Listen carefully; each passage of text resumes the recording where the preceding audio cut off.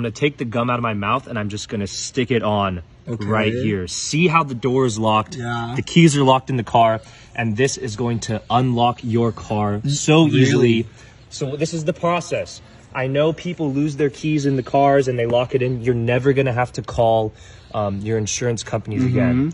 So I have 2 C batteries, and what I'm doing here is I'm going to create a supercharger to open up and pop this open. What? So you don't want both positive ends on one side. You want to alternate it. And now I'm just going to use a rubber band and close these together so they're really tight, right?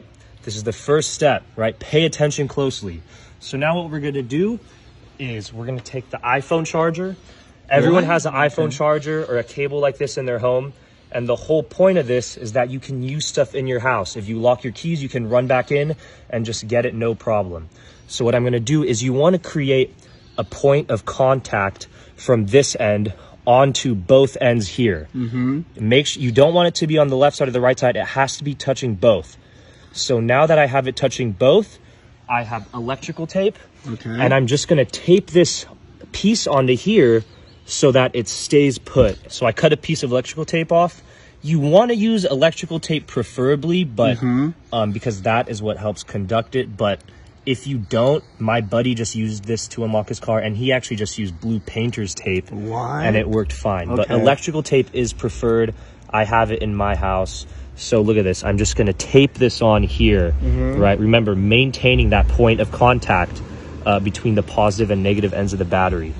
So I'm just gonna press this on. So now you might be wondering, what are we gonna use this other end for? This is gonna go inside of this keyhole. So the gum that I used is that so it stays in. The way that this keyhole mechanism works is it'll automatically pop something out, but I put the gum so it's gonna remain inside here.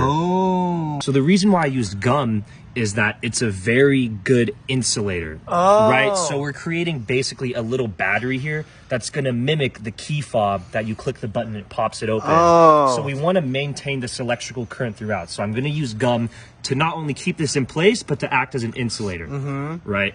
So now that this is in, we wanna create basically a catalyst that's gonna send an electric charge from this battery into here, and it's gonna pop this open. So all you need is a lighter of any type. When my mom did this, she even just used a gas station lighter, but this is what I had in my house. Like I said, the whole point is that you can do this with items inside of your household.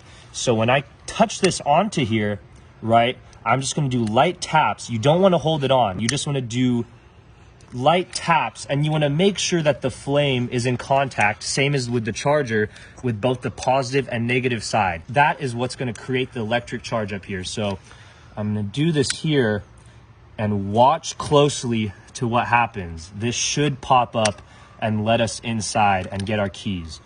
So it might take a couple tries. I might even hold it on for longer for this one. But if you hold it right, see that? Oh my God, it worked! It popped up and we're in. Look at that.